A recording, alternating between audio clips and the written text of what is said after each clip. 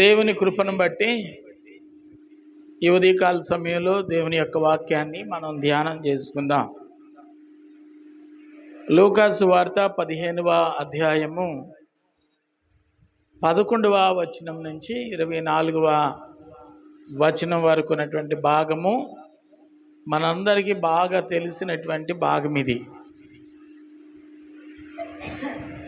ఎన్నిసార్లు ధ్యానించినా ఇందులో ఏదో ఒక సత్యము కనబడుతూనే ఉంటుంది. కాలాన్ని బట్టి, పరిస్థితులను బట్టి, వ్యక్తులను బట్టి, చదివేవాడు మానసిక స్థితిని బట్టి దాని యొక్క అర్థాలు మారుతూ ఉంటాయి. ఎప్పుడు చూసినా భూతద్దంలో చూసినా ఆ భాగాన్ని మనం ఫోటో తీసుకొని పెట్టినా అలాగే కనబడుతుంది, యాంత్రికంగా అలాగే కనబడుతుంది. కానీ ధ్యానించినప్పుడు దాని యొక్క మాధుర్యం వేరన్నమాట. నేను మీకు జ్ఞాపకం చేస్తున్నాను, ఇక్కడ ఒక వృత్తాంతం ఉంది.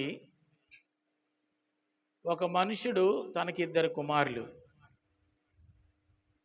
మనం చదువుకున్న ఈ భాగంలో 13వ వచనంలో కుమారుడు తండ్రి నుంచి దూరం అయిపోయినటువంటి వచనం కనబడుతుంది. అదే 19వ వచనంలో కనబడుతున్న మాట ఏమిటంటే, వెళ్ళి సర్వము కోల్పోయిన తర్వాత మరలా తిరిగి తండ్రి దగ్గరికి రావాలి అనే మనస్సు కనబడుతుంది. ఈ మధ్యలో ఏం జరిగింది? 13వ వచనం నుంచి 19వ వచనం వరకు ఉన్న ఈ భాగంలో, అంటే 14 నుంచి 18 మధ్యలో ఏం జరిగింది అంటే, సర్వము కోల్పోయినట్లుగా ఈ భాగంలో మనం చూస్తాం. సర్వము కోల్పోయినట్లుగా ఈ భాగాన్ని చూస్తాం. సేమ్ ఇలాంటి ఉదంతమే మరొక భాగాన్ని మీకు చదివించాలని ఆశపడుతున్నా. యోహాను సువార్త 16వ అధ్యాయము 28వ వచనము నుంచి 32వ వచనం వరకు ఉన్న భాగం తప్పులు లేకుండా చదవండి. నేను తండ్రి యొద్ద నుండి బయలుదేరి లోకానికి వచ్చాను. లోకమును విడిచి మరలా తండ్రి దగ్గరకు నేను వెళుతున్నాను. చాలండి. ఇక్కడ యేసుక్రీస్తు వారు శిష్యులతో చెబుతున్న మాట, నేను తండ్రి దగ్గర నుంచి విడిచి లోకానికి వచ్చాను, ఈ లోకాన్ని విడిచి మరలా తండ్రి దగ్గరికి వెళ్తున్నాను అని చెప్పిన మాట. మనం మొదటి చదువుకున్న భాగంలో ఏం కనబడుతుంది అంటే, 15వ అధ్యాయంలో లూకాసు వార్తలో తండ్రి దగ్గర నుంచి వెళ్ళిపోయిన కుమారుడు తండ్రి దగ్గరికి తిరిగి వస్తున్నట్లుగా ఆ భాగంలో కనబడుతుంది. ఒక మాట చెప్పాలంటే, ఒకటి నరుని గూర్చి చెప్పిన మాట, అందరూ చెబుతున్నట్టుగా ప్రాస కొరకు నేను ఈ పదం ఉపయోగిస్తున్నాను. 2 నారాయణుని గూర్చి చెప్పినటువంటి మాట. నారాయణుడు అని ఎందుకన్నానంటే, నజరేతు వాడు గనుక నరుడు నారాయణుడు అంటే దేవుడు మనిషి అని పోలుస్తూ ఉంటారు కాబట్టి ఆ మాట చెప్పాను. దాన్నే పట్టుబట్టుకొని కూర్చోకండి, పాస్టర్ గారు నారాయణుడు అన్నాడని. ఈ ఉదంతంలో మనిషి తనంతడు తాను వెళ్ళిపోయాడు. అక్కడ ఉదంతంలో ఫిలిప్పీలకు రాసినటువంటి పత్రిక 2వ అధ్యాయంలో తనను తాను రిక్తినిగా చేసుకుని ఆయనే వచ్చాడు. యేసుక్రీస్తు వారు పరలోకం నుంచి వచ్చి తిరిగి వెళ్ళటం అది ఒక వృత్తాంతం అయితే, ఈ తండ్రి యొక్క కుమారుడు తండ్రి దగ్గర నుంచి వెళ్ళిపోయి గత్యంతరం లేక తిరిగి వచ్చినటువంటి వృత్తాంతం మరొకటి అన్నమాట అండి. ఈయన రాక వేరు, ఆయన రాక వేరు. ఆయన పరలోకానికి వెళ్ళేటప్పుడు అపోస్తల కార్యం 2వ అధ్యాయంలో చూస్తే మధ్యాకాశములో నుంచి దూతలు సాగర స్వాగతాన్ని పలుకుతూ ఉన్నారు. ఇక్కడ మనం చదువుతున్నాం 19వ వచనంలో చూస్తే, రావాలనుకున్న కుమారుడు తిరిగి వస్తాడు అని తండ్రి కళ్ళు కాయలు కాసేలాగా ఎదురు చూస్తూ ఉన్నాడు. ఇక్కడ తండ్రి ఎదురు చూస్తున్నాడు, అక్కడ తండ్రి ఎదురు చూస్తున్నాడు. తండ్రి పని నిమిత్తమై భూలోకములోనికి పంపబడిన వాడు ఒకడైతే, తండ్రి ప్రణాళికను కాలతో తండ్రి దగ్గర నుంచి వెళ్ళిపోయినటువంటి వాడు మరొక్కడు. లోకంలో జరుగుతున్న ఈ సంభవాలన్నింటినీ మనం చూసినప్పుడు, తండ్రి చేత పంపబడి మరలా తండ్రి దగ్గరికి వచ్చేవారు కనుమరుగైపోతూ ఉన్నారు. తండ్రి దగ్గర నుంచి తెగదింపులు చేసుకొని పరుగులెత్తి లోకంలోనికి వెళ్ళి చివరికి గంజి మెతుకులకు కూడా దిక్కులేని పరిస్థితుల్లో తిరిగి తండ్రి దగ్గరికి వచ్చిన ఆనవాళ్ళు మనం చూస్తున్నాం. ఇక్కడ ప్రెస్టేజ్ కనబడటం లేదు. వెళ్ళావు కాబట్టి నీ కర్మ అనుభవించు అని చెప్పే తండ్రి కాదు ఈ తండ్రి. వెళ్ళినటువంటి వాడు అవివేకంతో వెళ్ళాడు, ఆలోచన లేకుండా వెళ్ళాడు. వాడి ప్రయాణం వానికి నష్టపు బాటలో నడిపిస్తుంది, ఒంటరి వాడిగా మిగులుస్తుంది. చివరికి తన తప్పిదమ్మును తెలుసుకుని తన ఇంటికి వస్తే ఎంత బాగుండునో, ఎంతైనా నా కుమారుడు కదా, నన్ను జ్ఞాపకం చేసుకోకపోతాడు ఆ కష్టకాలంలో. ఒకవేళ జ్ఞాపకం చేసుకుని నా వైపు గనక తిరిగితే రమ్మని సాదరంగా ఆహ్వానించడానికి నా బాహువులు ఎల్లవేళలా తెరిచే ఉన్నవి అని చెప్పే ఉదంతం ఈ భాగంలో కనబడుతోంది. చాలా మంది అనుకుంటారు,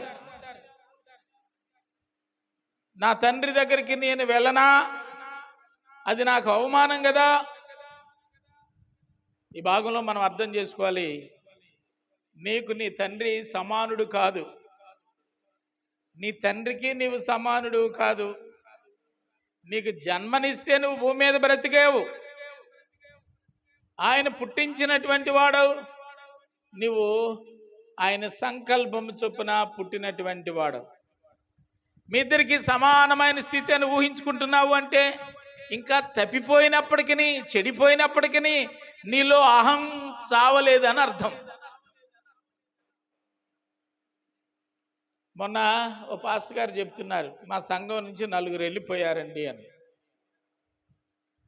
వెళ్ళి నష్టపోయిన తర్వాత మరలా తిరిగి రావాలనుకుంటున్నారు, కానీ వస్తే 4 దగ్గర నవ్వులు పాలైపోతామేమో అని ఆలోచిస్తున్నారు.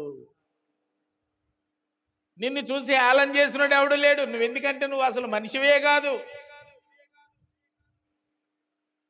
తండ్రి విలువను కాదనుకొని వెళ్ళిపోయి భ్రష్టుడైపోయి నాశనం అయిపోయి హీరో నుంచి జీరో దాకా మారిపోయినటువంటి వాడవు. నీలో కొంచెమైనా విలువ ఉంటే నీ చుట్టూ ఉన్న 4 స్నేహితులు నీతో నిలబడి ఉండేవారు. ఉన్నారు ఎవరైనా? ఆయన ధనం పట్టుకొని వెళ్ళి వ్యాపారం చేసినప్పుడు, దూరదర్శనానికి వెళ్ళినప్పుడు ఆయన ఆస్తున్నంతసేపు ఉన్నారు, కానీ అయిపోయిన తర్వాత ఎవడైనా ఆయన వెనకాతలు ఉన్నారా? లేరు. అంటే నువ్వు ఇంకా హీరో అనుకుంటున్నావేమో. నువ్వెవరు తెలుసా? సున్నా, విలువ లేదు. నీ విలువ ఎవరూ తీయలేదు. నీ విలువ నీ చేతులారా నీ ఆలోచనల చొప్పున నువ్వే తీసేసుకున్నావు. అయినప్పటికీ నీ పరలోకపు తండ్రి నిన్ను తిరిగి చేర్చుకోవడానికి వీధి అరుగున కూర్చొని నిరీక్షిస్తున్నట్లుగా భాగం మనకు తెలియజేస్తా ఉంది. ఈ మధ్యలో ఏం జరిగింది? అతనికి ఒక ఆలోచన వచ్చింది. ఆ ఆలోచనే ఆ వ్యక్తిలో పుట్టించింది సర్వోన్నతుడైనటువంటి దేవుడు. దయ్యం పట్టిన తర్వాత గెరసేన్ ప్రాంతంలో తండ్రిని ఇంటిని విడిచిపెట్టి శ్మశానంలోనికి వెళ్ళాడు.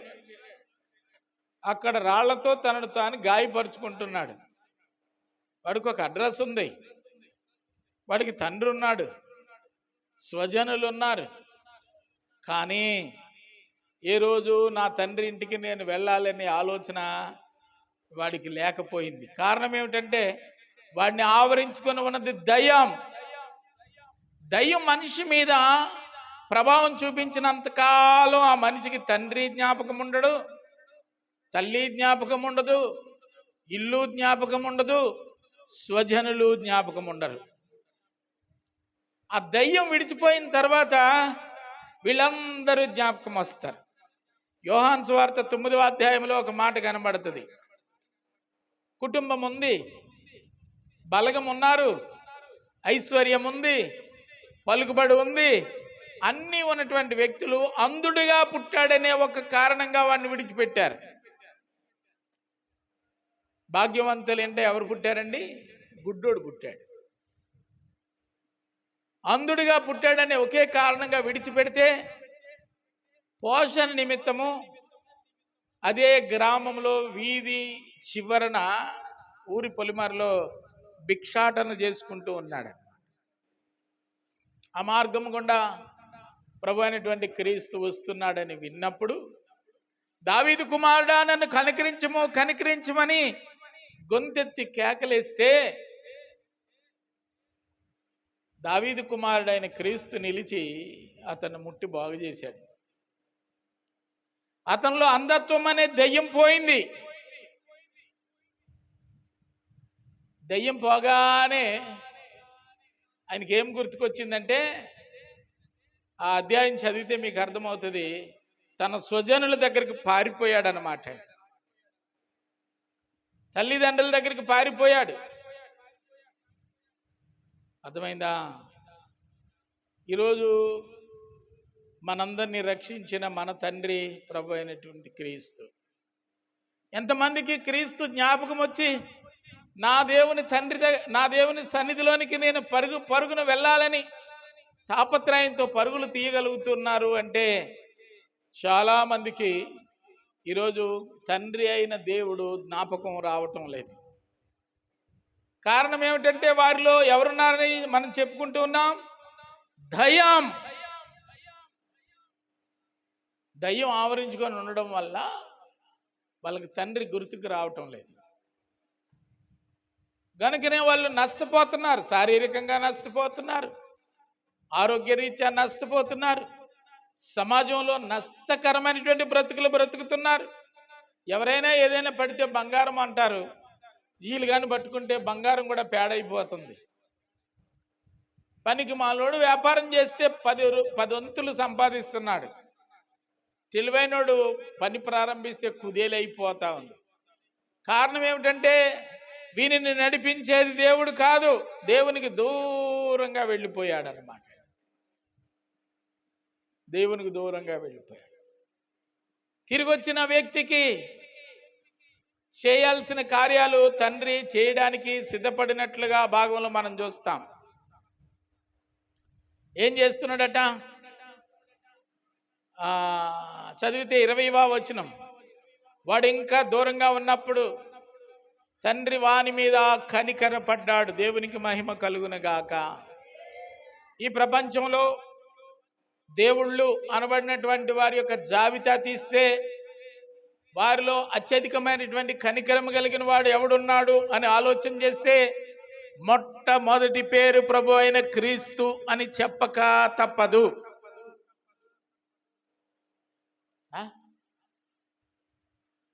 క్రీస్తు యొక్క గుణం ఏమిటంటే కనికరపడటం. చాలామంది కుటుంబాల్లో మనం చూస్తాం, యజమాని కనికరపడి తన కుటుంబంలో చెల్లికో అక్కకో కుటుంబానికో నష్టం కలిగినప్పుడు తన భార్య దగ్గరికి వెళ్ళి చెప్తాడు, పాపం వాళ్ళు బాగా ఇబ్బందుల్లో ఉన్నారు, వాళ్ళకి మనం ఏదోటి సహాయం చేయాలని. ఏయ్ ఉరుగా నీకు తెలదాలి వెళ్ళటోళ్ళు, నాకు తెలుసు. ఏంటంటే తోడబుట్టిన వాళ్ళ సంగతి భర్తకి, ఆయనకి అన్నదమ్ముడికి తెలుస్తుందా? ఈ మధ్యలో 18-20 సంవత్సరాల తర్వాత వచ్చిన ఈ గయ్యాలకి తెలుస్తుందా? ఎవరికి తెలుస్తుంది? ఎవరికి తెలుస్తుంది? అమ్మా కళ్యాణి, నీకేదో అర్థమైనట్టుంది, నవ్వుతున్నావు. ఎవరికి తెలుస్తుంది?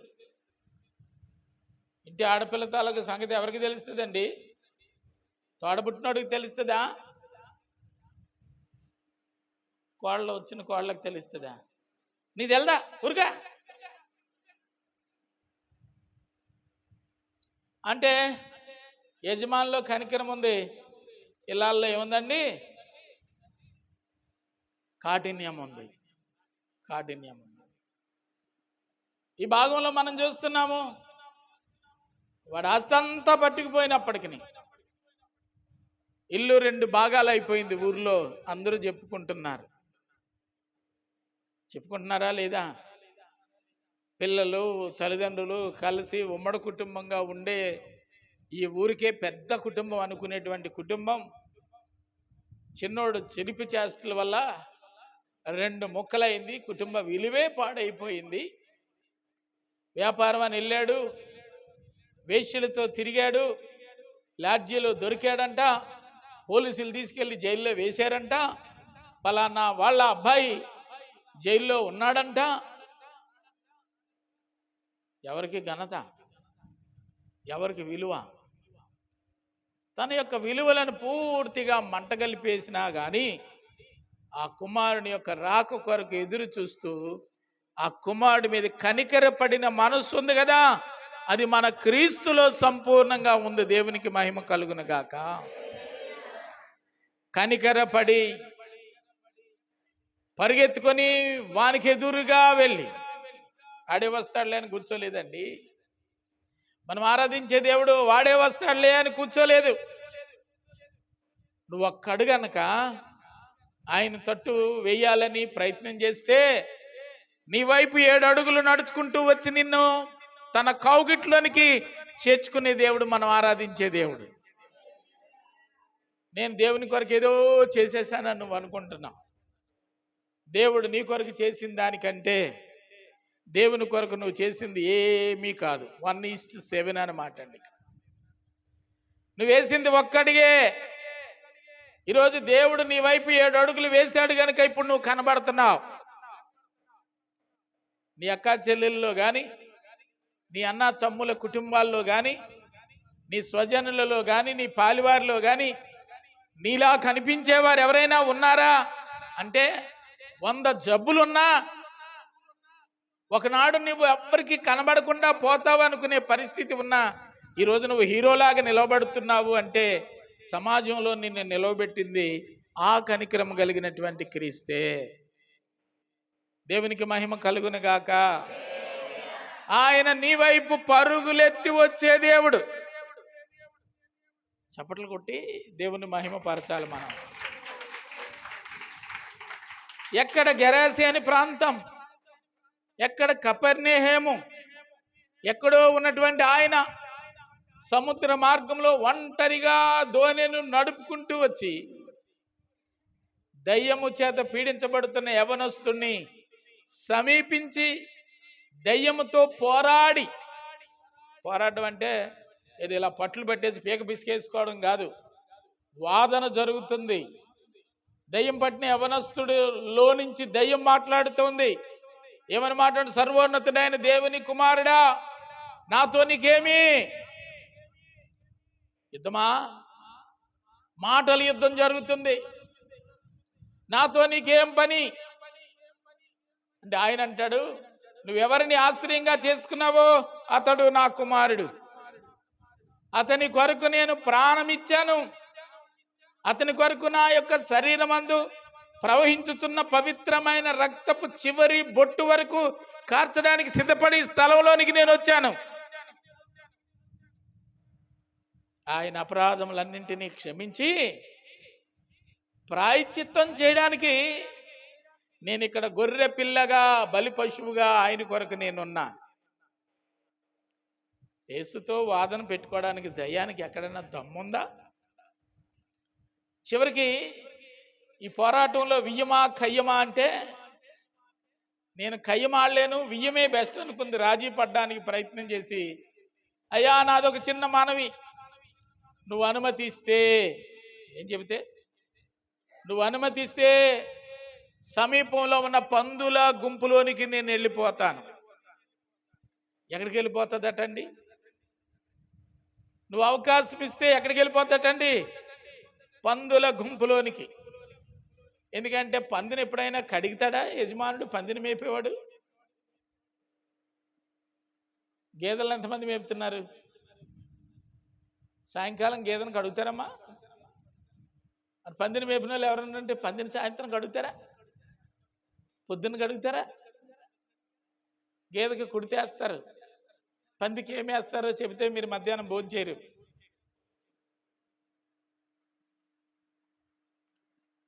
చీ పంది అని మనం అనుకుంటాం, కానీ ఆ బొడ్డుపిల్ల వెళ్తే మందల కాలనీలో పందులు వాళ్ళకి కోట్ల రూపాయలు కురిపిస్తాయట.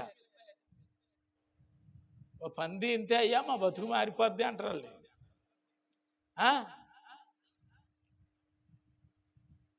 స్నానం లేదు, సుఖం లేదు, శుభ్రం లేదు, అక్కడ హ్యాపీగా ఉండడానికి వెళ్ళిపోతాను ప్రభువా అవకాశం ఇస్తే.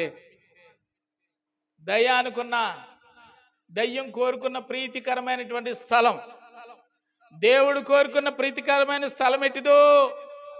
పరిశుద్ధమైనది, పవిత్రమైనది, శుద్ధీకరణ చేస్తేనే తప్ప ఆ స్థలంలో అడుగు పెట్టడానికి ఇష్టపడిన వాడు దేవుడైతే, ఎక్కడ ఘోరమైన చీకటి ఉంటుందో, ఎక్కడ గందరగోళపు పరిస్థితులు ఉంటాయో, ఎక్కడ కంపు కంపు కంపు కంపు దుర్వాసన ఉంటుందో, పర్మిషన్ ఇస్తే అక్కడికి వెళ్ళిపోతాను. ఈరోజు చాలామంది మనలో ఒక్కొక్కరము జ్ఞాపకం చేసుకుంటే అంతకంటే దుర్భరమైన స్థలాల్లో నివాసం ఉండడానికి సొంత భార్యని విడిచిపెట్టి, మంచి కుటుంబాన్ని విడిచిపెట్టి, మంచి సహవాసాన్ని విడిచిపెట్టి, నీతికి విలువలకు నీళ్ళోసేసి దుర్భరమైన దౌర్భాగ్యమైన పంచలంట తిరుగుతున్న ఈ పంది లాంటి దరిద్రగొట్టు బ్రతుకుతున్నటువంటి వాళ్ళు ఎంతోమంది ఉన్నారు. మనమే చెప్తుంటాం, ఆడికేం బుద్ధి లేదు, ఆడి ఇల్లేటి, వాకలేటి, చక్కటి భార్య ఏంటి, చక్కటి పిల్లలేటి, వీళ్ళు వదిలేసుకొని ఆ దరిద్ర కొట్టాడు ఆ పేటలో ఆ దరిద్ర కొట్టు బతుకు ఆడెందుకు బతుకుతున్నాడంటే వాడిలో ఎవడున్నాడు? దుష్టుడు నివాసం ఉంటూ ఉన్నాడు. వాడు వదిలిపెట్టే వరకు వాడికి తీరం రాదు. దుష్టుడు ఎప్పుడైతే వ్యక్తిని విడిచిపెడతాడో అండ్ అద్దం దగ్గరికి వెళ్తాడు, చూసుకుంటాడు, మన జాషువాలా కటింగ్ వేసుకుంటాడు, తెల్లటి బట్టలు వేసుకుంటాడు, దెయ్యం వదిలిపోయిన తర్వాత ఇలా శుభ్రంగా కనపడతాడు. ఎంత నీట్గా కనబడతాడో. దెయ్యం ఉందనుకోండి, పర్లేదు పాస్టర్ గారు, పర్లేదు, జాషువా ఈరోజు మీటింగ్కి వెళ్దాం, వస్తాను పాస్టర్ గారు. వెళ్ళి హారన్ కొట్టేసరి గేటు బయటకు వస్తాడు. ఒరే బట్టలు ఎప్పుడు వేసుకున్నావురా? మొన్న పాస్టర్ గారు. స్నానం ఎప్పుడు చేసినవరా? ఆదివారం తెల్లారుజాను పాస్టర్ గారు. ఈరోజు ఏమిరా? శుక్రవారం పాస్టర్ గారు. ఎరా మరి బయలుదేరి వస్తున్నాం, మరి కొంచెం శుభ్రంగా ఉండాలి కదా అని అన్నాను. పర్లేదు పాస్టర్ గారు. మా పాస్టర్ గారిలో పాస్టర్ గారు ఉన్నాడు, ఆ పాస్టర్ గారి పేరు చెప్పలేక జాషువా పేరు చెప్పాను. వచ్చేత్తనయ్య గారు అంటాడు. కారు ఎక్కి నా పక్కనే కూర్చుంటాడు. ఏసీ వేసి ఉండడం వల్ల డోర్లన్నీ క్లోజ్ చేసి ఉంటాయి. ఏసీలో నుంచి వచ్చే చల్లటి గాలికి, అందులో మేము కొట్టిన పెర్ఫ్యూమ్కి దాటిపోయి దుర్వాసన వచ్చేస్తూ ఉంటుంది. దీన్ని డోర్ తీసి అంతటా తోసేద్దామా అన్నట్టు ఉంటుంది. స్నానం లేదు, శుభ్రం లేదు, కానీ చేతిలో మాత్రం ఏముందో తెలుసండి? బైబిలే ఉంది, పెద్ద బైబిలే ఉంది. శుద్ధి శుభ్రం లేనోడు ఎవడంటే దయ్యం పట్టినోడు. ఆడికి స్నానం ఉండదు, ఏమి ఉండదు. పలకర్రా జీలకర్రలా నవ్వులుతూ ఉంటారు మధ్యాహ్నం 12 గంటలకి. ఆత్మపూర్ణుడు అట. ఎన్ని గంటలు కట్టండి? 12 బ్రష్ ఎన్ని గంటలు కట్టండి? 12 గంటలకి. టీ తాగలేదా? తాగేసాడట. టిఫిన్ చేయలేదా? చేసేసాడట. ఇంక అందులో ఏముంది?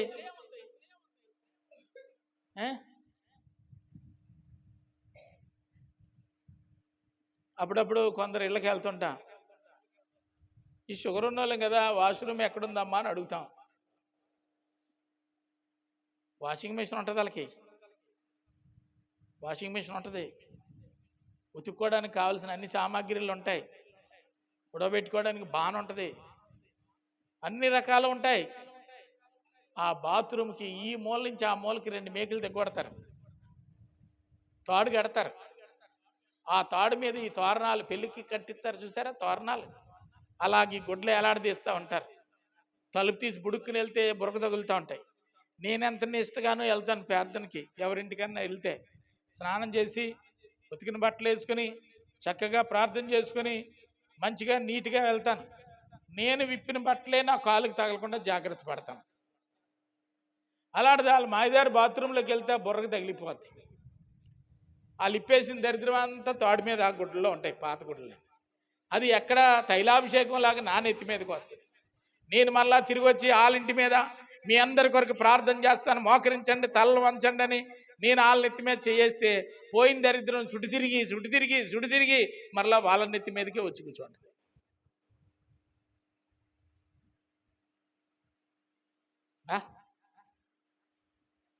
అర్థమైందా?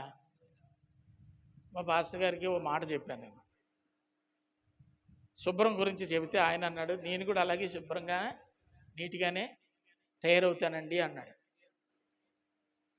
అంటూనే ఒక ఉదాహరణ చెప్పాడు. మా చర్చి విశ్వాసులు గృహప్రతిష్ఠత అండి, నేను చాలా వేగంగా వెళ్తున్నాను.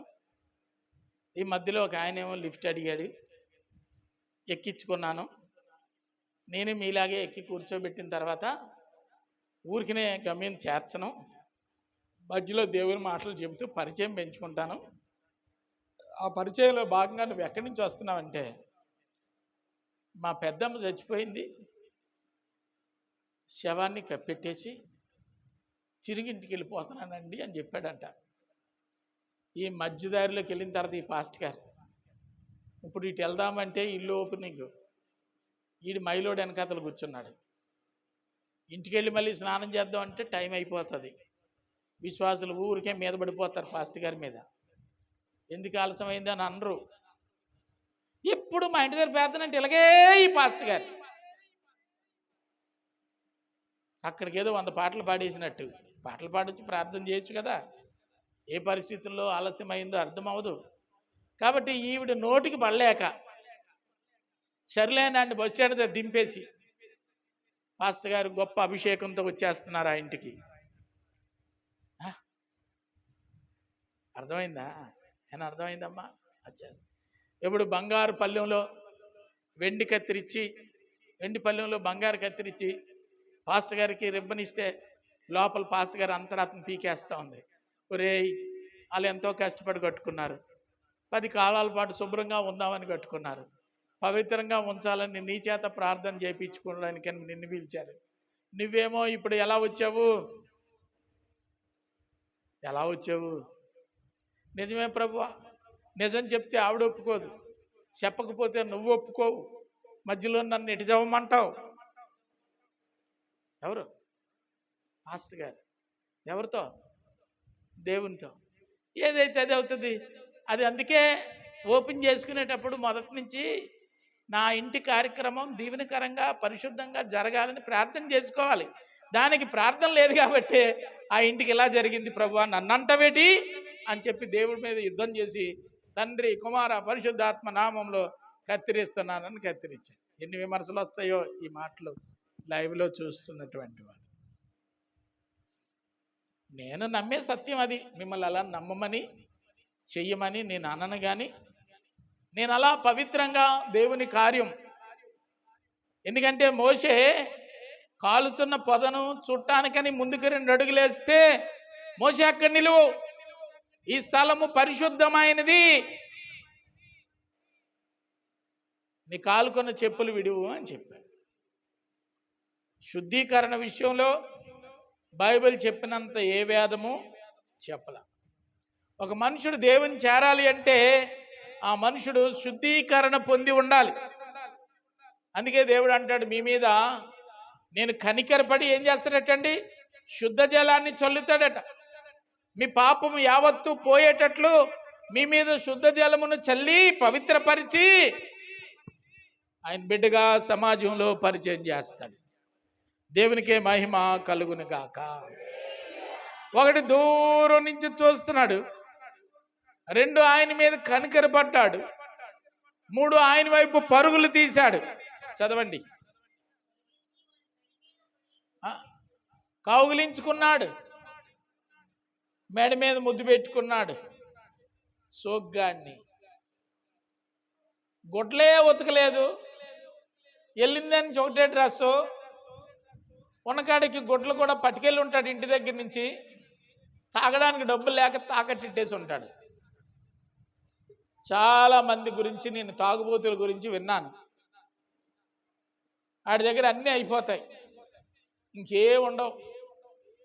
బెల్లం మెళ్ళలో ఉన్న మంగళసూత్రం కూడా తాకట్టిట్టేస్తాడు.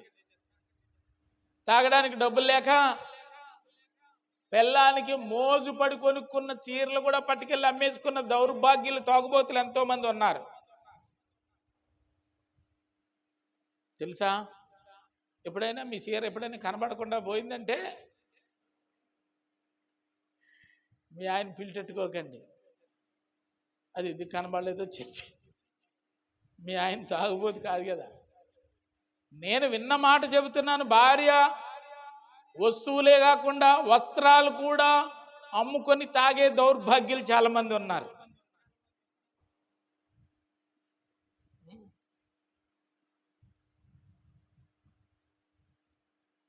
అందుకే నేను అతడి వస్త్రము మలినమైన వస్త్రమని, మారు వస్త్రము లేనివాడిగా నేను అతని గురించి చెబుతున్నాను. అన్నీ అయిపోయినాడు, తన దగ్గర విలువైనది ఏదైనా ఉందంటే అది కూడా అమ్మేసుకునే వరకు వాడికి నిద్ర అట్టదు. అలాంటి మలిన వస్త్రములు కలిగినటువంటి వ్యక్తిని సమీపించి దగ్గరకు తీసుకొని కౌగిలించి ముద్దు పెట్టాడు అంటే మా జాయిగాడ్ లాగా వాపసుడు కాకపోతే ఎందుకు ముద్దు ఎడతాడండి వాడు.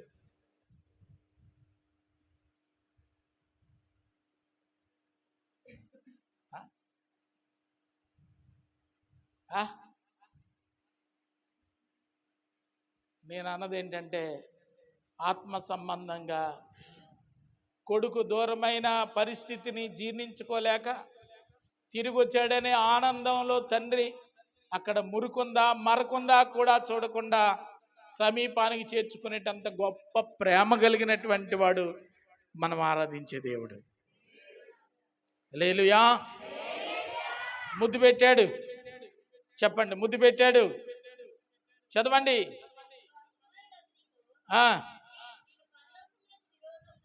పశ్చాత్తాపంతో కూడినటువంటి మాట పలుకుతున్నాడు. ఇంత గొప్ప సాధారణమైన స్వాగతం నా తండ్రి ఇంట దొరుకుతుందని నేను అనుకోలేదు. తండ్రి, నేను చాలా పెద్ద తప్పు చేశాను. ఏమన్నాడండి? పరలోకానికి విరోధంగా పాపం చేశాను అంటే తండ్రి ఎవరు? తను ఏ విధంగా భావిస్తున్నాడు? తండ్రిని గురించి తను ఏ విధంగా సంబోధిస్తూ ఉన్నాడంటే, ఈయన పరలోకపు అధిపతి. దేవుని వాక్యాన్ని విడిచిపెట్టి దురలవాట్లకు బానిసయి, ఇంటిని విడిచిపెట్టి ఊరును విడిచిపెట్టి భ్రష్టాత్మ పట్టినందువలన పారిపోయినటువంటి వ్యక్తి చెబుతున్న మాట ఏమిటంటే, తండ్రి అంటే ఎవరు అనుకుంటున్నారు? పరలోక అధిపతి. ఎవరు చెప్పే మాట ఇది? యేసుక్రీస్తు వారు అంటారు, నన్ను గురించి ఈ మనుషులు ఏమనుకుంటున్నారు అని. అంటే వడ్లవాని కుమారుడని, ఓ యోసేపు మరియమ్మల కుమారుడని నిన్ను గురించి అనుకుంటున్నారు అన్నాడు. మరి నువ్వేమనుకుంటున్నావు అంటే ఆయన చెప్పిన మాట ఏంటంటే, నువ్వు సర్వోన్నతుడైన దేవుని కుమారుడవు. వెంటనే ఈయనంటాడు, ఈ సంగతి పరలోకపు తండ్రి బయలుపరిస్తేనే కానీ నువ్వు చెప్పలేదు. ఇప్పుడు నీవు సర్వోన్నతుడైన దేవుని కుమారుడవు అని చెప్పింది ఎవరంటే, సర్వోన్నతుడైన దేవుని శక్తి నీ మీదకి వచ్చినందువలన తండ్రి పరలోకపు సామ్రాజ్యానికి అధినేత అని అతడు సంబోధించగలిగాడు. అర్థమైంది? ఏమన్నా అర్థమవలేదా?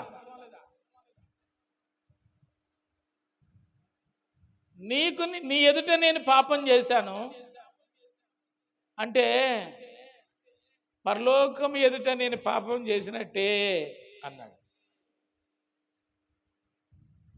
భ్రష్టుడికున్న జ్ఞానం, పాడైపోయిన వ్యక్తికి ఉన్నటువంటి జ్ఞానం, అగ్నిలో కాలిపోతున్నటువంటి ధనవంతుడు అబ్రహామును చూసి చెప్తాడు. ఏమని చెప్తాడంటే, లోతుని చూసి, లాజర్ను చూసి చెప్తాడు, తండ్రివైన అబ్రహామా, నీ కుడివైపున నీ కుడిపార్శ్వంలో కూర్చొని నెమ్మది పొందుతున్నటువంటి వాడు నా బల్ల దగ్గర రాలే మెతుకులు ఏరుకునేటువంటి వాడు. అహం తగ్గలేదు, అగ్గిలో పడ్డా గాని.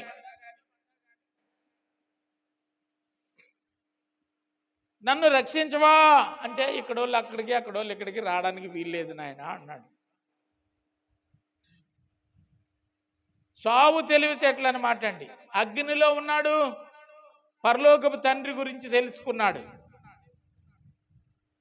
ఇక్కడ చెడిపోయిన వాడు, పడిపోయిన వాడు, తండ్రి అంటే ఏమిటో ఎరిగినటువంటి వాడు. సైతాన్ని ఎవడికి పట్టుకోండి, ఎవడి మీద పూంతదంటే అన్నీ ఎరిగినోడి మీద పూంతది తప్ప ఏమీ ఎరగలేనోడు జోలికే వెళ్ళదు సైతాన్. ఈరోజు ఒక వ్యక్తి ఎక్కడైనా చెడిపోయాడంటే, భ్రష్టుడైపోయాడంటే, పాడైపోయాడంటే ఆయన చూసి నవ్వడం కాదు.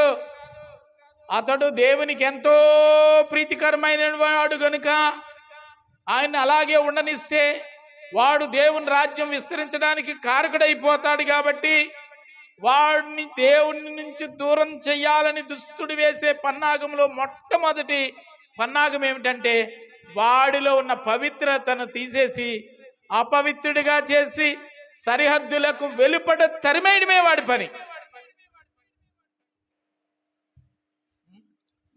ఎక్కడ నేర్చుకున్నాడు వీడు? అది దేవుని దగ్గరే నేర్చుకున్నాడు. ఎలా అంటే, యేస్కేలు గ్రంథంలో మనం చూస్తాం, కాలుచున్న పర్వతం మీద దేవుని సన్నిధి ఉంటుంది, దేవదూతలు ఉంటారు. ఈ లూసిఫర్ కూడా అక్కడ ఉంటుంది. ఒకరోజు భూమిని దర్శించడానికి బయలుదేరి వెళ్తుంది.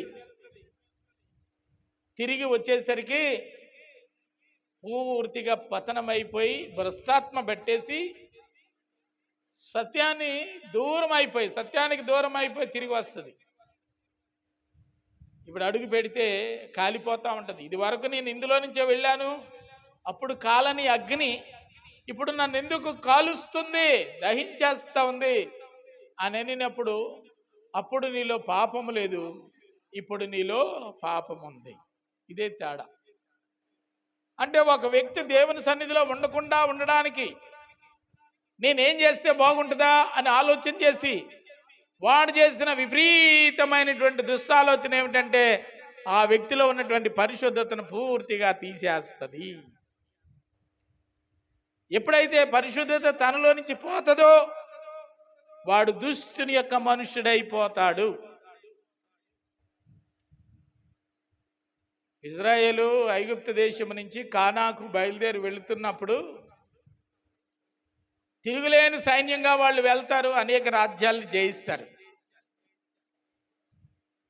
ఇక్కడ బాలాకు రాజు తన యొక్క సామ్రాజ్యాన్ని వదులుకోవడం ఇష్టం లేక, ఇజ్రాయేలీలను జయించాలంటే నేనేం చేయాలి,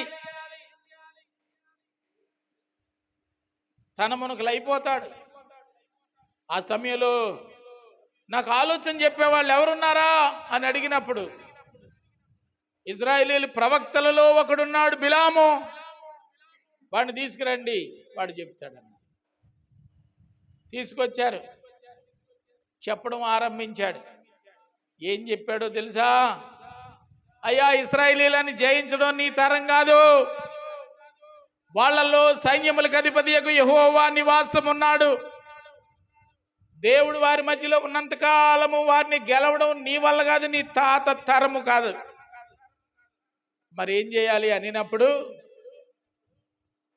దగ్గరికి రా, చెవు ఇటువైపు పడే, చెవులో చెప్పాడు ఎవరికి వినబడకుండా. నీ రాజ్యంలో ఉన్నటువంటి సుందరమైన అమ్మాయిలకి ముడుకుల దాకా డ్రెస్సులు వేసి ఒళ్ళంతా కనిపించే జాకెట్లు కుట్టించి అట్రాక్షన్గా అట్రాక్షన్గా తయారు చేసి వాళ్ళ మధ్యలోనికి వదిలే ఈ అమ్మాయిలు చూసి తేప కారుచుకొని వారి హృదయంలో ఉన్నటువంటి దేవుడు మరిచి పాపపు ఆలోచనలు వారు సమృద్ధిగా కలిగినందువలన వారు దేవుడు ప్రభు అయిన క్రీస్తు చెప్పినట్లుగా శరీర సంబంధమైనటువంటి పాపమే కాదు, మనస్సులో వచ్చినటువంటి ఆలోచనలు కూడా మనిషిని వ్యభిచారిగా మార్చేస్తాయనే లేఖనాన్ని ఆధారం చేసుకుని వీళ్ళు భ్రష్టులైపోతారు. భ్రష్టులైన వారి మధ్యలో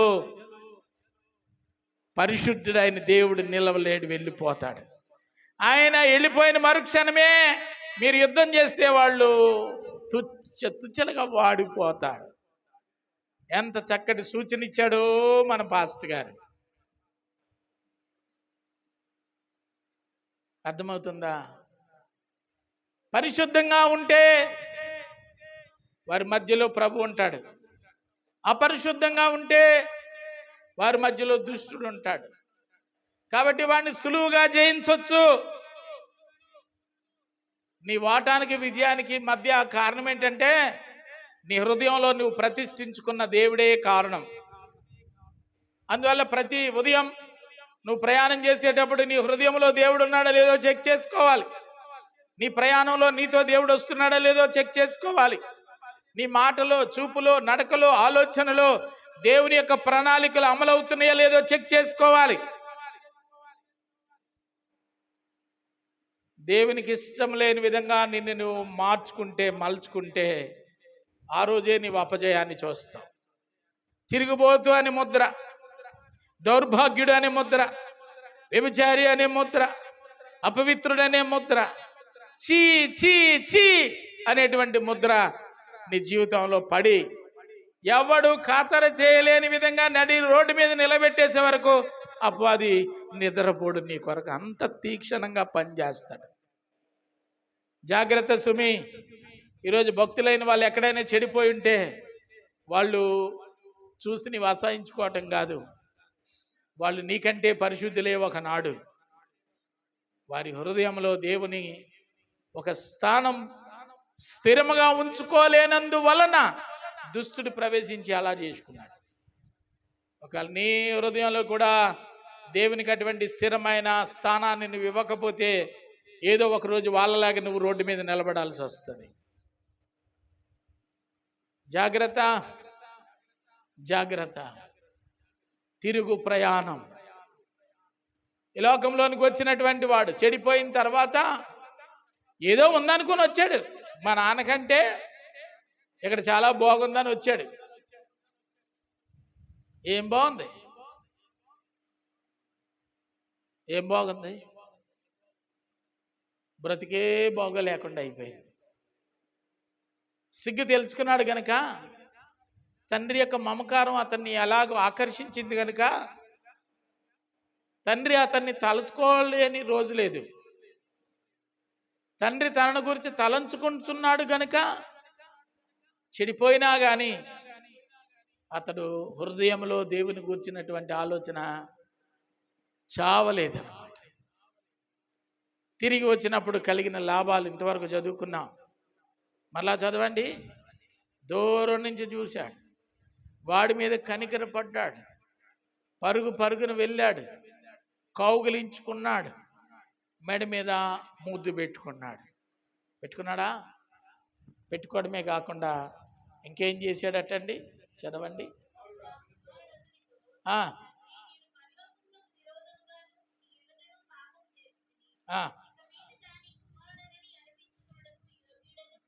కానన్నాడు.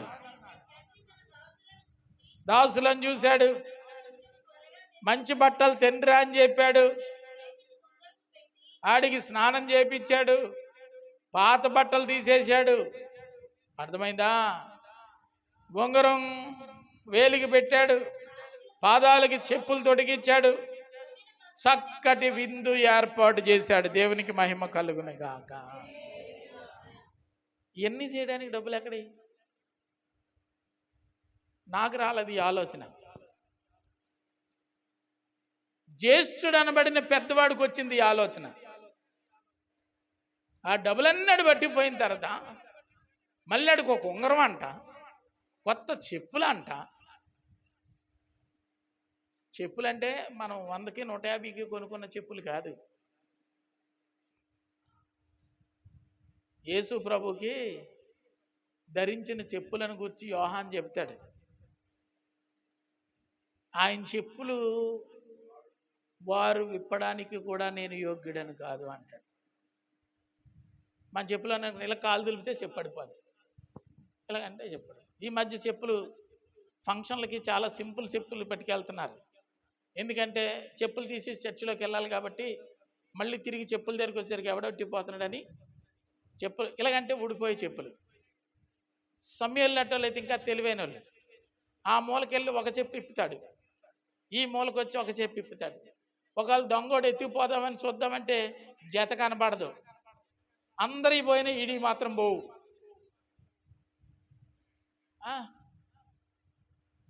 ఎప్పుడైనా బండి మీద వెళ్ళేటప్పుడు చెప్పులు కనపడతా ఉంటాయి, ఒక్కొక్క చెప్పు.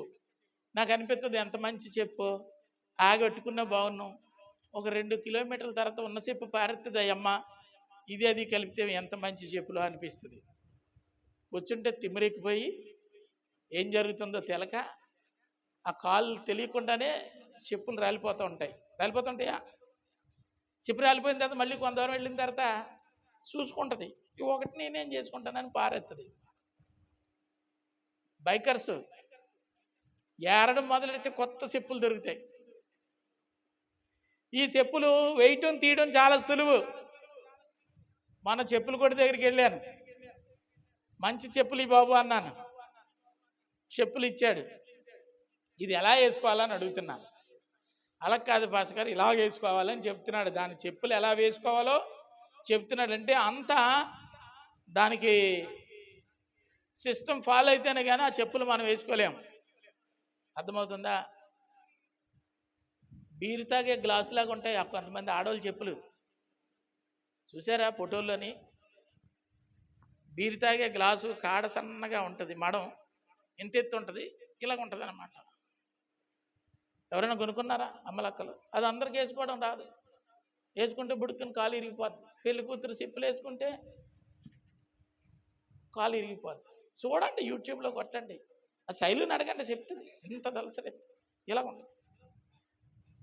బీర్ గ్లాసులు అడ్వర్టైజ్మెంట్కి చూసారా, గిన్నె ఉంటుంది, కింద కాడ ఉంటుంది, చెప్పుల్లో మడాలు అలాగుంటాయి. చెప్పుల గురించి తెలియాలి మనకి. యేసుప్రభు వేసుకున్న చెప్పులు, యేసుప్రభు ధరించిన అంగి ప్రపంచంలో ఎవ్వడూ ధరించలేనంత గొప్పవి ఆయన ధరించాడు. అందుకే ఆయన చెప్పాడు, ఆయన చెప్పులు వారు తోలుతో తయారు చేయబడినటువంటి వారు విప్పడానికి కూడా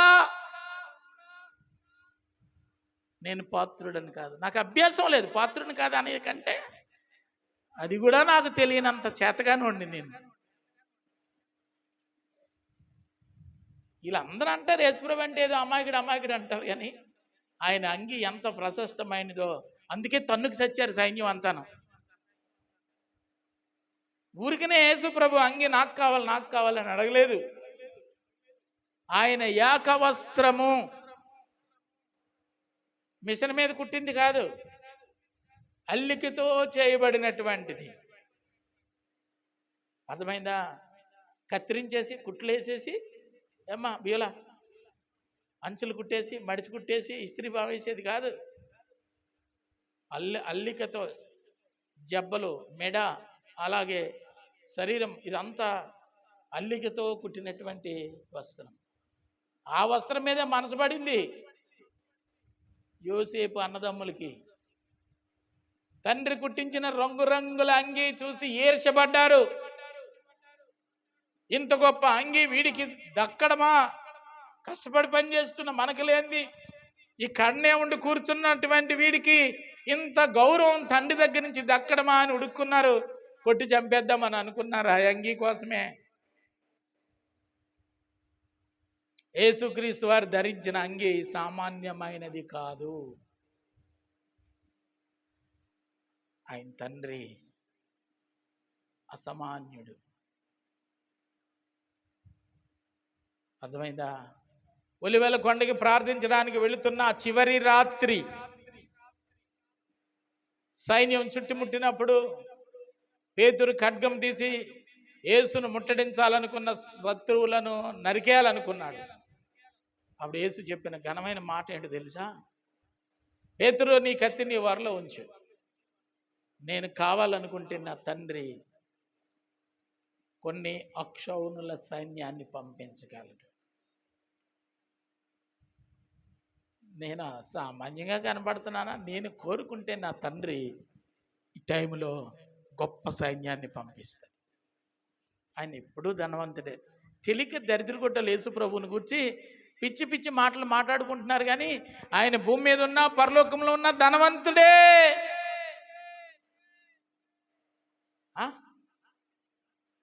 అర్థం కాక యేసు ప్రభువుని గురించి అంచనాలో ఫెయిల్ అవుతున్నారు, కానీ ఆయన ఘనుడు. యోహాన్ చెప్పాడు, పాస్టర్ గారు అబ్బాయి. యోహాన్ ఎవరండి? పేరు మోసిన పాస్టర్ గారు అబ్బాయి. లేక లేక వృద్ధాప్యంలో తల్లిదండ్రులకు పుట్టినటువంటి పాస్టర్ గారు అబ్బాయి.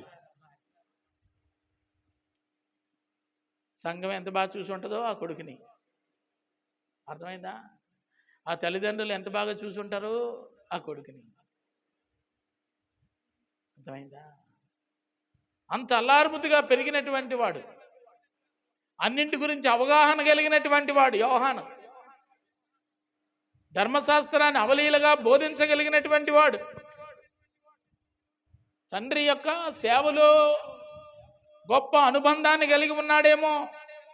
ఆయన బాప్తిస్మం ఇచ్చినప్పుడు పాపమేంటో, చెడు ఏమిటో, మంచి ఏమిటో బోధించకుండా ఆయన బాప్తిస్మం ఇవ్వలేదు. అప్పటి వరకు అనేక మంది సేవకులు ఉన్నారు, యాజకులు ఉన్నారు. పాపమును గురించి బోధించి వారికి ప్రాయశ్చిత్తము కలుగునట్లుగా చేసే సేవకులు ఎవ్వరూ లేరు. ఘనమైన సేవకుడు ఎవరండి? సాధారణమైనటువంటి స్థితిలో ఉండటానికి అలవాటు పడినటువంటి వాడు. అమ్మా నాన్న పాస్టర్ గారు, దేవాలయంలో నమ్మకస్తుడు. సీనియర్ పాస్టర్ గారి కొడుక్కి బట్టలు ఉండవా ఒంటి మీద? ఎంత వైరాగ్యమో తెలుసా?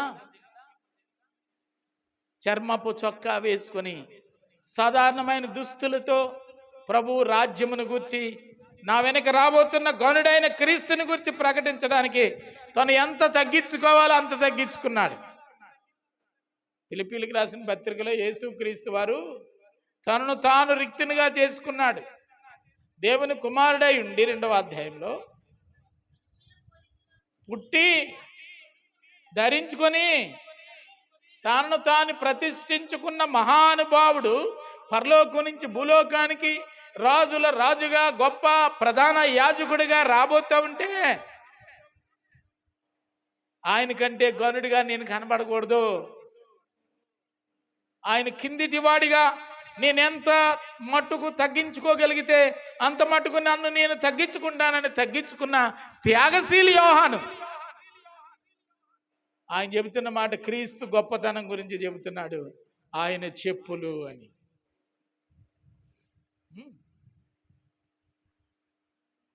గొప్ప దేవుడు ఎందుకు వచ్చాడట అంటే, తిరిగి రావడానికి ముఖం చెల్లక ఏదో చేద్దామని, ఏదో లోకాన్ని ఉద్ధరిద్దామని, దైవనీతిని లోకానికి ప్రకటిద్దామని వచ్చిన మహానుభావులందరూ చెడిపడిపోయి భ్రష్టులైపోయి పతనావస్థలో ఉండగా, మార్గమెరుగుగా తిరుగుతూ ఉండగా, జీవ మార్గాన్ని ఉపదేశించడానికి దిగివచ్చినటువంటి క్రీస్తును ఆయన ప్రకటిస్తున్న మాట, ఆయన చెప్పులు వారు విప్పడానికి కూడా నేను యోగ్యుడని కాదు. ముఖం చెల్లనోళ్ళందరినీ పరలోకానికి తీసుకెళ్లటంలో గొప్ప ఉద్యమంలా పనిచేసినటువంటి వ్యక్తి ఎవరంటే ప్రభు అయిన క్రీస్తు. దేవునికి మహిమ కలుగునుగాక. హల్లెలూయా. ఏం చేస్తే ఈ ఆశయం నెరవేరుతుంది అనుకుంటే దుష్టుడు చెప్పాడు, నువ్వు చస్తే నా పీడ విరగడవుద్ది. అలాగే అనాలి మనం. యేసు ప్రభు మరణాన్ని కోరుకున్నది అపవాది. 30వ ఏట ఆయన బాప్తిస్మం పొంది అపవాదిని ఎదిరించడానికి అరణ్యములోనికి పోయి ప్రార్థన చేయడానికి 40 దినాలు ఉపవాసం ఉన్న తరుణంలో ఆయనను దగ్గరకు వచ్చి దుష్టుడు 3 విధాలుగా శోధించాడు. అందులో ఒకటి, ఎత్తైన కొండ మీదకి తీసుకుని వెళ్ళి నువ్వు నాకు నమస్కారం పెడితే రాజ్యం అంతా ఇస్తా. భ్రష్టుడిగా చేయాలనుకుంది. ఎత్తైన కొండ మీద కిందకు దూకే, నా దేవుడు నన్ను రక్షిస్తాడు అంటున్నావు కదా, రక్షిస్తాడో లేదో చూద్దాం. కొండ మీద దూకితే ఖచ్చితంగా చచ్చిపోతాడు. వాడు చావాలి అని కోరుకున్న మొట్టమొదటి వ్యక్తి అపవాది. యేసుక్రీస్తు వారు భూమి మీదకి వచ్చిన తర్వాత యేసుక్రీస్తు వారు పెరిగి ప్రయోజకుడైతే నా రాజ్యం ఎక్కడ పాడైపోతుందోనని బాలుడిగా ఉన్న 2 సంవత్సరాల లోపు పిల్లలందరినీ చంపేయాలని ప్రయత్నం చేసింది పిలాతు. యేసు మరణాన్ని చూసి, మరణ వార్తను చూసి చంకలు గుద్దుకుందాం అనుకున్న వాళ్ళు అనేక మంది ఉన్నారు. ఆయన ఎందుకోసం వచ్చాడు తెలుసా? వీరు అనుకున్న గడియల్లో ఆయన చనిపోవడానికి రాలేదు. యుక్త వయస్సులో నశించిపోతున్న జనులందరి కొరకు తన ప్రాణాన్ని పెట్టడానికి వచ్చాడు. మనుషులు ఎందుకు? వాళ్ళ ఇచ్చ నెరవేరేటట్లు ఆయన చేస్తాడు. అటువంటి మహానుభావుడు ఈరోజు తిరిగి రావాలనుకునే వాళ్ళందరి నిమిత్తమై ప్రాయశ్చిత్తం చేసినటువంటి వాడు మనం ఆరాధించే దేవుడు. ఆయన చేసిన ప్రాయశ్చిత్తపు బలి యజ్ఞం.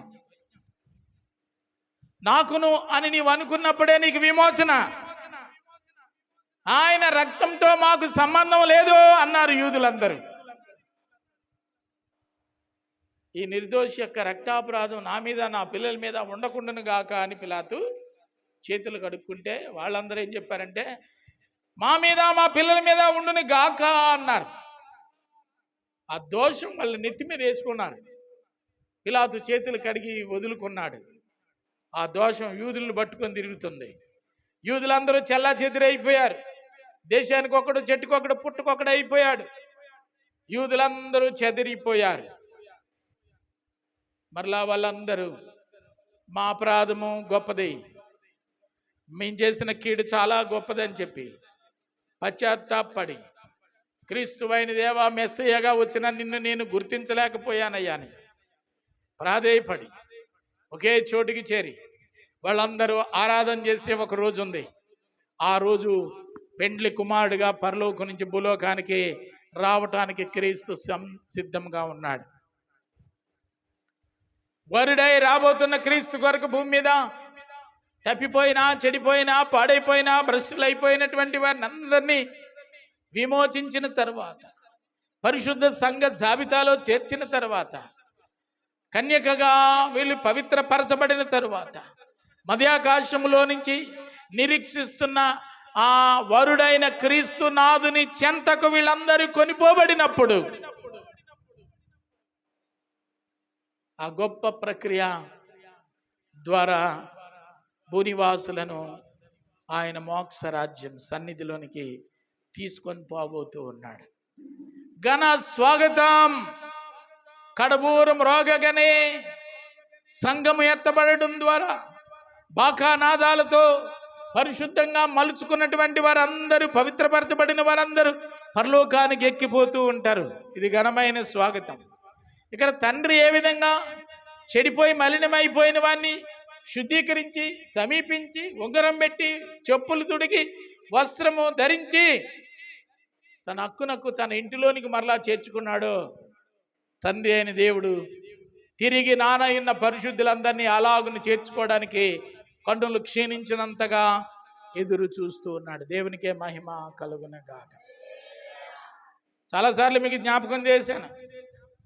జకర్యా గ్రంథం 3వ అధ్యాయంలో కూడా నేను చెప్పిన మాట కనబడతా ఉంటుంది. ఇక్కడ సేవకుని గురించి 3వ వచనం, యెహోషువ మలిన వస్త్రములు ధరించిన వాడై దూత సముఖములో నిలవబడి ఉండగా, దూత దగ్గర నిలిచిన వారిని పిలిచి, ఇతని మైలపు బట్టలు తీసివేయడని ఆజ్ఞాపించి నేను నీ దోషములను పరిహరించి ప్రశస్తమైన వస్త్రములతో నిన్ను అలంకరించుచున్నాను. అతని తల మీద తెల్లని పాగా పెట్టుడని చెప్పి అతని తల మీద తెల్లని పాగా పెట్టి వస్త్రములతో అతనిని అలంకరించి యెహోవా దూత దగ్గర నిలుచుండెను. ఈ విధంగా ప్రాయశ్చిత్తము చేసి పాపిని పవిత్రమైన దేవుని యొక్క వారసుడిగా చేయటం, ఆ నిమిత్తమై పరలోకం నుంచి భూలోకానికి, భూలోకం నుంచి పరలోకానికి వచ్చి వెళ్ళినటువంటి వాడు మనం ఆరాధించే క్రీస్తు. చదువుదాం యోహాను సువార్త 28వ అధ్యాయం 16వ అధ్యాయం 28 నుంచి 32 వరకు చదివితే మనం ప్రార్థన చేసుకోవచ్చు. నేను తండ్రి దగ్గర నుంచి బయలుదేరి లోకంలోనికి వచ్చాను. ముక్కలు చేయకండి. లోకమును విడిచి మరలా నేను తండ్రి దగ్గరికి వెళుతున్నాను.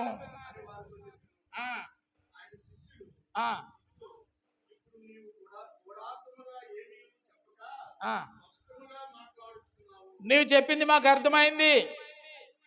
నువ్వు చాలాసార్లు బోధ చేసినప్పుడు మాకు అర్థం కాలేదు. ఇప్పుడు చెప్పేది మాకు స్పష్టంగా అర్థమవుతుంది. నువ్వు గూఢార్థంగా చెప్పలేదు, మాకు బాగా అర్థమవుతుంది. చదవండి.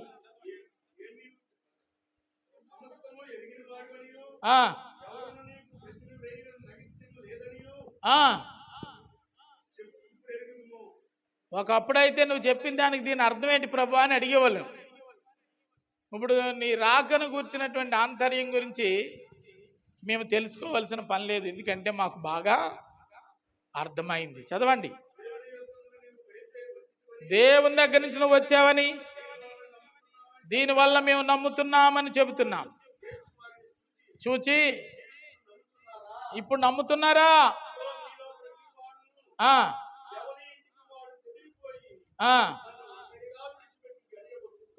దేవునికి మహిమ కలుగును గాక. మేము నమ్ముతున్నామని చెబుతున్నారు. మీ నమ్మిక ఎలా పాటిదో నేను చెప్తాను, వినండి. ఒకరోజు నాతో వస్తున్నానని చెప్పి, నా కొరకే మిమ్మల్ని మీరు ప్రతిష్ఠించుకున్నామని చెప్పి, బయలుదేరిన గుంపులో ఉన్నామని చెప్పుకుంటున్నటువంటి మీరు ఒకరోజు నన్ను వదిలేసి ఎవడింటికాడు పారిపోతారు. ఇది చాలా ప్రాముఖ్యమైన మాట. ఎవడు మట్టుకాళ్ళు పారిపోతారు అని చెప్పాడు ప్రభు. ఇదేంటి? సర్వలోకానికి ఒకటే పరలోకం. ప్రపంచంలో ఉన్న సంఘాలు ఎన్నైతే ఉన్నాయో వాటన్నిటిలోంచి విశ్వసించిన వారందరూ ఒకే దేవుని రాజ్యానికి వెళ్ళాలి. నువ్వు బాప్టిస్ట్ అయినా, పెంతెకోస్తు అయినా, క్యాథలిక్ అయినా, ఏ సంస్థ అయినా నువ్వు రావాల్సింది ఒకటే చోటు. కానీ ఇక్కడ ప్రభు చెప్తున్నాడు, విన్నామని చెబుతున్నారు, నేర్చుకున్నామని చెబుతున్నారు, బాగా అర్థమైందని చెబుతున్నారు. ఒక్కరోజు వచ్చేసరికి ఎవడింటికాడు వెళ్ళిపోతాడు. నువ్వు ఒక ఇంటిని కట్టుకున్నావు, నువ్వు ఒక ఇంటిని కట్టుకున్నావు, నువ్వు ఒక ఇంటిని కట్టుకున్నావు, ఎవడింటికాడు వెళ్ళిపోతారు. సరికదా? యేసనేవాడు ఎవడో నాకు తెలియదని చెప్పే రోజులు రాబోతున్నాయి అన్నాడు. దేవునికి మహిమ కలుగునే గాక. ఈ మాట యొక్క ఆంతర్యం ఏమిటంటే, ఎవరి మనస్సులో ఎవరి మట్టుకు వాళ్ళే నేను ఈ విధంగా ఉంటే నా దేవుని దగ్గరికి నేను వెళ్ళిపోతానని అనుకుని భ్రమలో బ్రతికేస్తా ఉన్నారు. మీ ఆలోచనలు చెరిపేయండి. దేవుని రాజ్యమును కూర్చున్నటువంటి మీ ఆలోచనలు పూర్తిగా చెరిపేయండి. ప్రభు సన్నిధిలో ఏ విధంగా ఉంటే ఆయన సన్నిధిలోనికి వెళతామో లేఖనాలు ఏం చెప్తున్నాయో చదవండి, అర్థం చేసుకోండి. పవిత్రమైన మనసు కలిగి, పరిశుద్ధమైన హృదయంతో, గొప్ప నిరీక్షణతో ప్రభు పాదాలు పట్టుకుని, అబ్బా నీ సన్నిధిలో ఉండడానికి నన్ను యోగ్యునిగా చేయి నాయనా అని ఏడవండి. సిద్ధపడండి, సిద్ధపడండి, సిద్ధపడండి. శ్రమలు మిమ్మల్ని ఏమీ చేయవు, శోధనలు మిమ్మల్ని ఏమీ చేయవు, దుష్టుడు మిమ్మల్ని ఏమీ చేయడు. సిద్ధపడవలసి ఉండగా మీరు నిర్మించుకున్న ఇళ్లకు మీరు పారిపోతున్నారు. సిద్ధపడవలసి ఉండగా మీరు ఏర్పాటు చేసుకున్న మార్గాల్లోనికి మీరు పారిపోతున్నారు. మీ మార్గము విడిచి నా మార్గములోనికి రానంత వరకు నా రాజ్యములో ప్రవేశించడం అసంభవము. మీరు కోరుకున్న మార్గములు విడిచి నా మార్గంలోనికి రానంత వరకు మీ గమ్యము అగోచరము. జాగ్రత్త, జాగ్రత్త. మనసు మారాలి, రూపాంతరము చెందాలి. ప్రభు రాజ్యం, ప్రభు మార్గం అన్వేషించి వెంబడించాలి. ఆ విధంగా దేవుని యొక్క సన్నిధిలో మిమ్మల్ని మీరు ప్రతిష్ఠించుకున్న నాడు పరలోకపు దేవుని యొక్క అనుగ్రహం మీ మీద నిండుగా వచ్చునుగాక. ఆమేన్.